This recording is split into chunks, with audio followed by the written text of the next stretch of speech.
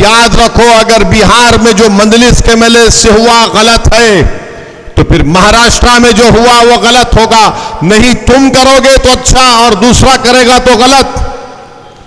ये इनका नाटक है, ये इनकी पॉलिसी है कि मीटिंग में जिसको बुलाकर बिठाती है।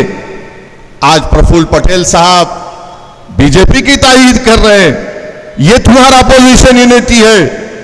अरे छोड़ो, ये सर्टिफिकेट बांटने की दुकान बंद करो। तुमको अगर बीजेपी को रोकना है तो आइडियोलॉजी की बुनियाद पर रोको।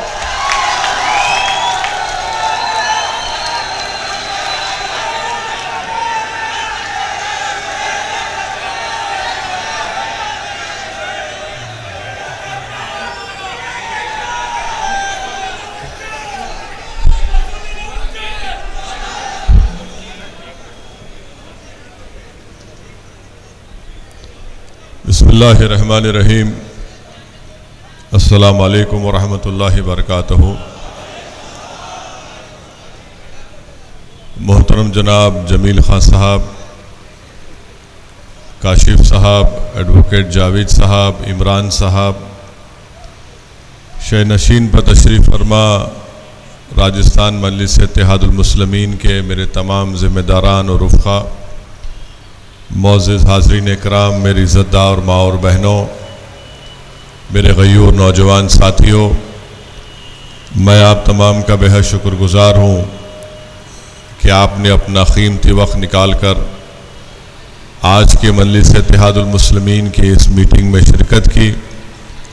बावजूद इसके कि हम जिस जगह पर अपनी इस पब्लिक मीटिंग को करना चाहते थे, हुकूमत की तरफ से आखिर वक्त में हमको इजाज़त नहीं दी गई और बिलाखिर हमको इस मुकाम को यहाँ पर इस जलसे का इनेकाद अमल में लाया गया। मैं आपका बेहद शुक्रगुज़ार हूँ कि आपने अपना वक्त निकाल कर आज यहाँ पर आया और आपकी मौजूदगी यकीनन हम तमाम के हौसलों को बुलंद रखती है। और जैसा कि अभी जमील खान साहब ने आपसे कहा कि मजलिस इत्तेहादुल मुस्लिमीन राजस्थान की इस सरज़मीन पर अपने सियासी सफ़र का आगाज़ कर चुकी है और मुझे यकीन है कि आप तमाम बुज़ुर्गों की, हमारे माँ और बहनों की, नौजवानों का साथ मिलेगा, आपकी दुआएं मिलेंगी। मेरे अज़ीज़ दोस्तों और बुज़ुर्गों, मैं आपसे सिर्फ यही बताना चाहता हूँ कि बरसों से हमारे मुस्लिम अक़लियत के ज़िम्मेदारों ने, बुज़ुर्गों ने, आप तमाम ने यहाँ पर कांग्रेस का साथ दिया। मैं जो कुछ आपके दरमियान में आज कह रहा हूँ, मैं चाहता हूँ कि आप लोग बड़ी संजीदगी के साथ मेरी इस बात को सुने और जब आप वापस अपने अपने घर या मुकामात को तशरीफ़ लेकर जाएंगे तो आप मेरी इन बातों पर थोड़ा ज़ोर डालकर सोचिए और एक अच्छा फ़ैसला लीजिए। मजलिस इत्तेहादुल मुस्लिमीन की जानिब से हमने राजस्थान के मुसलमानों के ताल्लुक़ से एक रिपोर्ट भी तैयार की।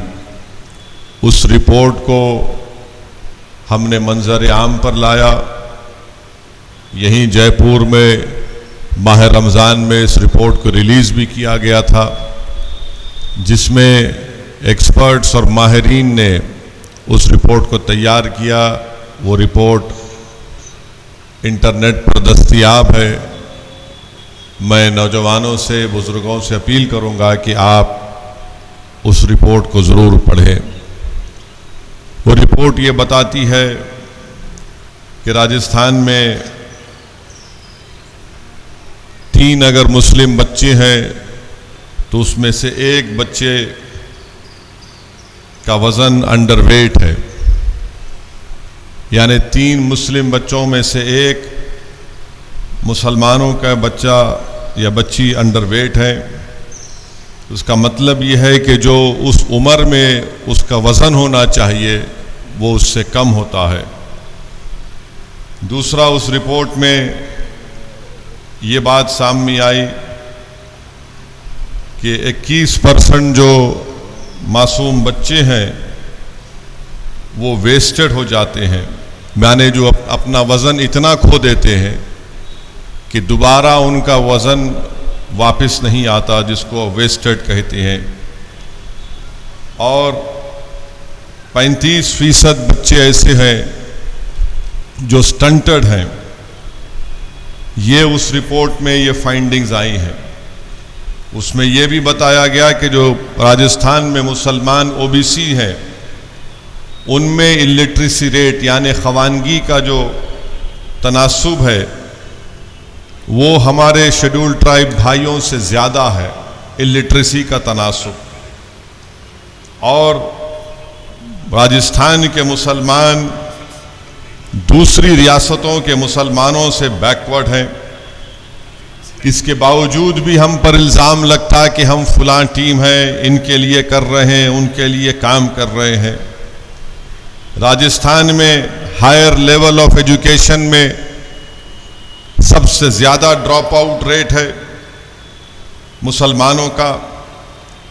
एनरोलमेंट जो मुसलमानों का है वो हमारे दलित और शेड्यूल ट्राइब के भाइयों से कम है।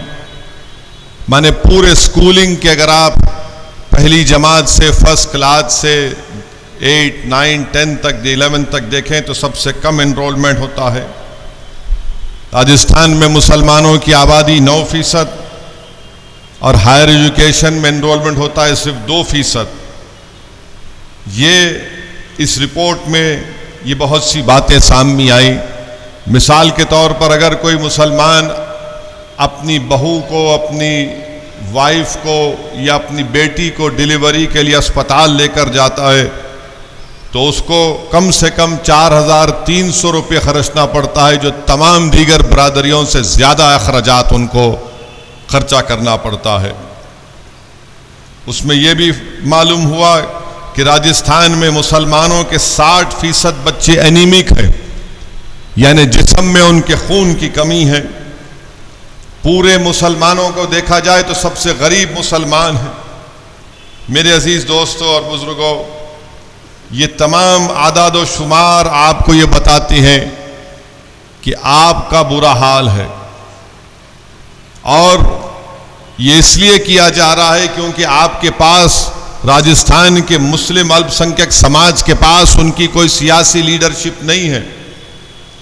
अगर आपकी सियासी लीडरशिप होगी, आपकी एक आज़ाद सियासी लीडरशिप होगी, तो यकीनन ये तमाम तकालीफ का सामना आपको नहीं करना पड़ेगा, क्योंकि आपकी एक आवाज़, एक सियासी नेता होगा, लीडरशिप होगा जो इन नाइंसाफियों के खिलाफ आवाज़ उठाएगा। मगर आपके पास, आप बोलेंगे कि नहीं हमारे पास 9 मुस्लिम एमएलए हैं, ये नौरतन है, ये लीडर नहीं है आपके। ये तमाम के तमाम नौरतन है, ये कभी मुंह नहीं खोल सकते। इनकी जबानों पर अशोक गहलोत का ताला लगा हुआ है। जुनैद और नसीर के वाक़े में उनको किडनैप करके हरियाणा ले जाकर जिंदा जला दिया गया। ये नौरतनों में इतनी हिम्मत नहीं थी कि जुनैद और नसीर के बारे में कुछ बोल सके। जाना तो दूर की बात, मुझे यहाँ से जमील खान ने फ़ोन किया, इमरान साहब ने कहा कि सर आपको आना पड़ेगा, घाटमीठा जाना है। हमने कहा आएंगे। मैं गया जुनैद और नसीर के गांव को, वहाँ पर मुलाकात, उनके घर वालों से मुलाकात हुई।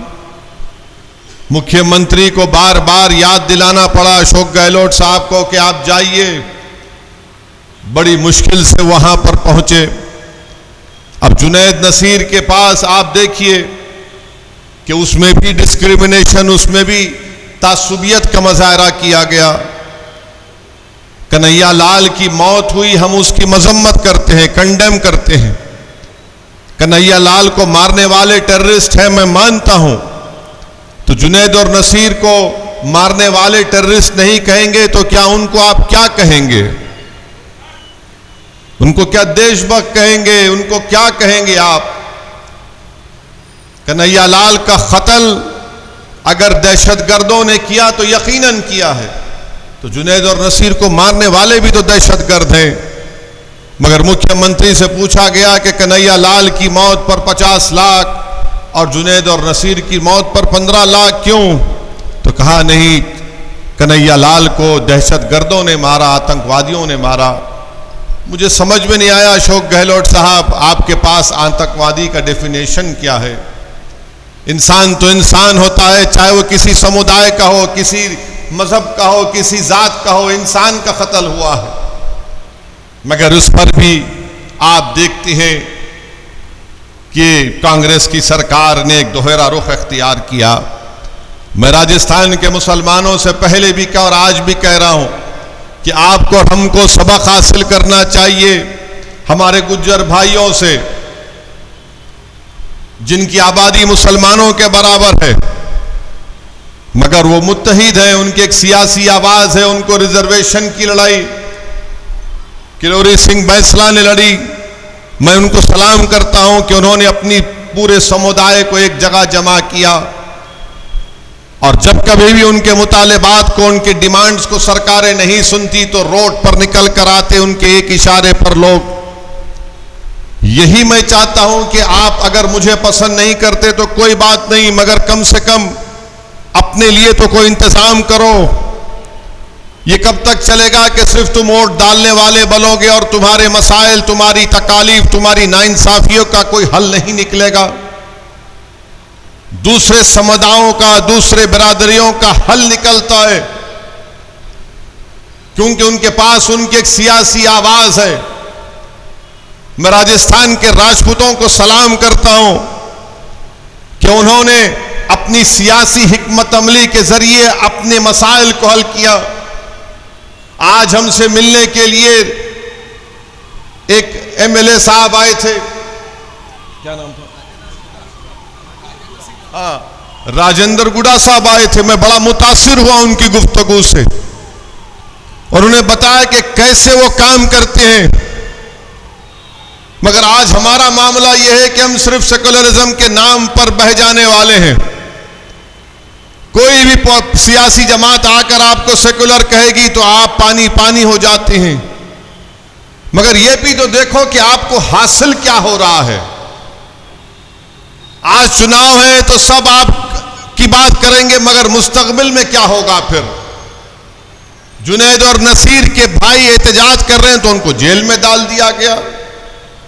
अभी हम निकल कर आ रहे थे तो अलवर से हमारे पास हमारे भाई आए, जिन्होंने मुझे बताया कि मौसम को लक्ष्मणगढ़ अलवर में 2 मई से वो गायब थे। उन 5 जून को एफआईआर दर्ज किया गया और उसके बाद उनको परिवार को बताया गया कि हमने 3 लोगों को गिरफ्तार किया और 302 का मुकदमा हमने दर्ज किया। वो परिवार के लोग आज हमसे पूछ रहे थे कि ओवैसी साहब, उनकी अगर हड्डियां हैं तो हमको मिले, हम दफनाएंगे, खबर बनाएंगे। और क्यों उनको मारा गया, किस लिए मारा गया, कोई पूछने वाला नहीं है। ये आपके 9 रतन हैं। जमील गए वहां पर, इमरान साहब गए तो उन्हें 9 रतन में से एक रतन भाग कर गया। वहां पर कोई आवाज ही नहीं उठती। हाजी बस में जा रहे हैं और हाजी की बस पर पत्थर फेंके जाते हैं, मगर सेकुलर सरकार है। मेरे अजीज दोस्तों और बुजुर्गों, बहुत से मसाइल हैं। मैं आपको जज्बात में लाए बगैर आपसे सिर्फ यही अर्ज करना चाहूंगा कि एक मर्तबा आप अपनी एक सियासी लीडरशिप के लिए काम करिए। यहां पर वक्फ की जमीन है, नवाब कलान की जयपुर डेवलपमेंट अथॉरिटी उसका हर्राज करने जा रही है। क्या कोई वक्फ की जमीन का हर्राज कर सकता है गवर्नमेंट? अशोक गहलोत साहब को बताना पड़ेगा कि कैसे आपकी सरकार वक्फ की जमीन की हर्राज करती है। यहां पर आपके 9 रतन कुछ बोलते नहीं है। जयपुर में कोरोना विशाल की मस्जिद पर हमला हुआ, कांग्रेस की सरकार है। अलवर में मस्जिद पर हमला हुआ, कांग्रेस की सरकार है। यहां पर संगानगर एरिया में मुस्लिम हॉस्टल के लिए जमीन दी गई, इतनी ताकतवर अशोक गहलोत की सरकार है कि बीजेपी के विधायक ने उसकी मुखालिफत की, वो ठंडे बस्ते में डाल दी गई। खुद इनके कांग्रेस के पार्षद पर मुकदमे बुक हो जाते हैं। मेरे अजीज दोस्तों और बुजुर्गों, इसीलिए हम आपसे अपील कर रहे हैं कि मेरी इन बातों पर गौर करिए। आप याद रखिए कि भारत की राजनीति की तल्ख हकीकत यह है कि जिसके पास उसका सियासी नेता होगा उसी की आवाज को सुना जाएगा। अगर आप ये समझ रहे हैं कि नहीं कांग्रेस है, कांग्रेस, अरे कांग्रेस मुंह नहीं खोल सकती। कांग्रेस को सिर्फ धोखा देना आता है मुसलमानों को। अब आप बताइए कि रिजर्वेशन क्यों नहीं दिया जाता मुसलमानों को? मुसलमानों की रिजर्वेशन देने के लिए एक सर्वे हो रहा था, उस सर्वे को रोक दिया गया। क्यों? बीजेपी ने इनको डराया कि सर्वे कराएंगे, तो अशोक गहलोत ने सर्वे को रुका दिया। और यही कांग्रेस के नेता कर्नाटका के इलेक्शन में कहते हैं कि ओबीसी का सर्वे होना चाहिए। अरे अगर ओबीसी का सर्वे होना चाहिए तो हम भी चाहते हैं, मगर राजस्थान में जो मुसलमान ओबीसी, उनका सर्वे क्यों नहीं होगा? उनका सर्वे होना चाहिए। अब आप बताइए कि यहां पर हमारी कई बिरादरियां हैं, मुस्लिम मिरासी हैं, इनका एक ऑफिसर नहीं है, एक एमएलए नहीं है, एक सरपंच नहीं है। 2021 में राजस्थान के हाईकोर्ट ने कहा कि इनके एप्लीकेशन पर गौर करके फैसला लो, मगर कांग्रेस की सरकार फैसला नहीं लेती। आप बताइए कि मगनियार है, लंगा है, दादी है, दमानी है, बैती है, बारात है, नागरची है, मेवाती है, मेयो है, इस पर ना तो मोदी बात करते हैं, ना राहुल बात करते हैं, ना अशोक गहलोत बात करते हैं। इनको रिजर्वेशन क्यों नहीं दिया जाता? पसमानदगी की बुनियाद पर, सोशल एजुकेशनल बैकवर्डनेस की बुनियाद पर रिजर्वेशन मिलना चाहिए। मजहब के नाम पर हम नहीं कह रहे। अच्छा हो रही। मेरे अजीज दोस्तों और बुजुर्गों, पसमानदगी की बुनियाद पर इन तमाम पसमानदा मुसलमानों को राजस्थान की सरकार को रिजर्वेशन देना चाहिए। वहीं पर हम देखते हैं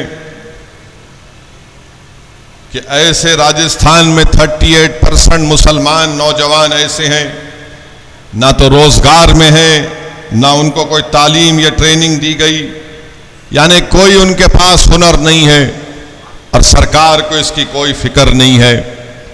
तो इसीलिए मेरे अजीज दोस्तों और बुजुर्गों, मेरी आप तमाम से अदबन गुजारिश है कि आप मजलिस इत्तेहादुल मुस्लिमीन को मजबूत करिए।